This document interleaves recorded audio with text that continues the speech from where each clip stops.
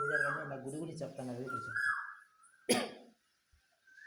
ఇది నెల్లూరు జిల్లా గూడూరు 2వ పట్టణంలోని స్వయంభూ మోదకవన వరసిద్ధి వినాయక స్వామి గుడి దేవస్థానం అంటారండి. ఇది నేను ఈ దేవస్థానంలో దాదాపు 22 సంవత్సరాలు అర్చకునిగా పనిచేస్తున్నాను.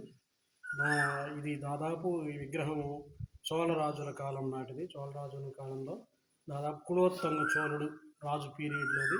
9వ శతాబ్దం నుంచి 11వ శతాబ్దంలోని విగ్రహం అది. స్వయంభూగా అప్పటి నుంచి వాళ్ళు ఆ రాజులు గుడి కట్టుకొని ప్రతిష్ఠించుకొని వినాయకుడిని పూజలు చేసుకుంటూ వచ్చారు. కాలక్రమేణా ఆ గుళ్ళన్నీ ధ్వంసం అయిపోయిన తర్వాత ఆ విగ్రహం బోళపడిపోయిన తర్వాత ఇక్కడ మొత్తం అడవి ఏర్పడింది అన్నమాట. అడవి అందువల్లే స్వయంభూ మోదకవన వరసిద్ధి వినాయక స్వామి అని అంటారు. మోదకవనంలో వెలిశాడు కాబట్టి స్వయంభూ మోదకవన వరసిద్ధి వినాయక స్వామి అని అంటుంటారు. అడవిలో వినాయక స్వామి అని కూడా అంటుంటారు. ఇవన్నీ తర్వాత కాలక్రమేణా అంతా అయిపోయిన తర్వాత ఈ బర్రెల వాళ్ళు గొర్రెల వాళ్ళు వచ్చేది, అడవి మార్గంలో వచ్చేది, బర్రెలు మేపుకుంటూ ఉండేవాళ్ళు. ఇక్కడ ఆయన దాదాపు బోళబడిపోయి 8 అడుగులు రాయి ఉండేది. ఆ రాయి మీద బోళబడిపోయి వినాయకుడిని తెలియక ఈ బర్రెల వాళ్ళు గొర్రెల వాళ్ళు వచ్చేసి ఆ రాయి మీద పడుకోవటం, ఈ కత్తులు నూరుకోవటం, భోజనం చేయటం ఇట్లాంటివి ఉండేది. బర్రెలను తోలేసి భోజనం చేయటం ఇట్లాంటివి ఉండేది. తర్వాత కాలక్రమేణా ఒక అతను బర్రెలు తోలుకొని వస్తూ ఉన్నాడు అనమాట. తోలుకొని వస్తూ ఉంటూ ఆ బర్రెలను వదిలేసి ఈ బండ మీద పడుకొని మధ్యాహ్నం లేచి చూసేప్పటికి ఒక బర్రె కూడా కనపడలేదు.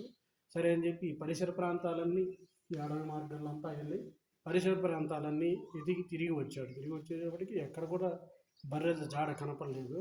సరే అని చెప్పి వచ్చేసి ఇక్కడ బండ ఆ వినాయక స్వామివారు ప్రత్యక్షమైనటువంటి ఆ బండ మీద పడుకొని ఆయన అలసట చెంది వచ్చి బర్రెలను చూసి అలసట చెందేసి నిద్రపోయేటప్పటికి బండ ఒక్కసారిగా కుదిపినట్టుగా అనిపించేటప్పటికి లేచి చూసేటప్పటికి బండ అట్టనే ఉంది, ఆయన అట్టనే ఉన్నాడు. సరే అని చెప్పి కొద్దిసేపు మళ్ళీ పడుకునేటప్పటికి అప్పుడు తనకి స్వప్నంలో ఒక చిన్న పిల్లవాడి రూపంలో జంజం వేసుకొని స్వామివారు ప్రత్యక్షమయ్యేసి పిల్లవాడి రూపంలో ఫలానా స్థానంలో నీ బర్రెలు ఉన్నాయి, కావాలంటే పోయి చూసుకో అని చెప్పినట్టుగా అనిపించేటప్పటికి ఆయన వెళ్ళి ఆ ప్రాంత అడవి మార్గంలో పోయి ఆ స్థావరం ఆయన చెప్పిన ప్లేస్కి వెళ్ళి చూడంగా బర్రెలు అక్కడే ఉన్నాయి.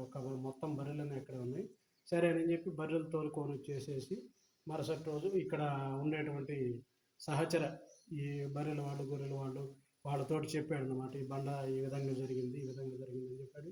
అప్పుడు వాళ్ళకి జరిగినవి కూడా చెప్పారన్నమాట. వాళ్ళకి కూడా మాకు ఈ ఏరియాలో చాలా జరిగినాయి అని చెప్పి వాళ్ళు కూడా చెప్పారు. సరే ఈ ఏరియాలో మొత్తానికి ఏదో మహత్యం ఉందని చెప్పి వెళ్ళేసి మరుసటి రోజు వచ్చి గడ్డపారం తీసి ఆ బండను లోడేటప్పటికి వినాయకుడు ప్రత్యక్షమైపోగానే తర్వాత దానికి చిన్న మందిరంగా నిర్మించేసి ఇంకా జనాలు ఈ వినాయకుడు వెలిచాడనేది తండోపతండాలుగా వచ్చి పూజలు చేసుకుంటూ ఉన్నారన్నమాట.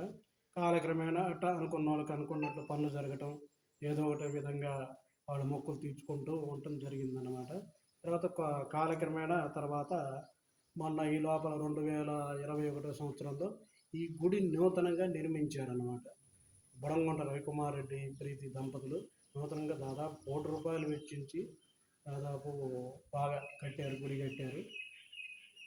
తర్వాత ఈ గుడిలో ప్రత్యేకం ఏంటంటే ఆంగ్ల సంవత్సరాలు జరుగుతుంది, మళ్ళీ మామూలుగా శివరాత్రి, మళ్ళీ ఉగాది జరుగుతుంది, మళ్ళీ వినాయక చవితి నవరాత్రులు జరుగుతాయి, మళ్ళీ ప్రతి నెల సంకటహార చతుర్థి వస్తుంది కదా, సంకటహార చతుర్థికి ప్రత్యేకంగా అభిషేకాలు జరుగుతాయి. కాబట్టి భక్తులందరూ కూడా స్వయంభూ మోదకవన వరసిద్ధి వినాయక స్వామిని దర్శించి ఆయన కృపకి పాత్రులు కాగలరని కోరుచున్నాం.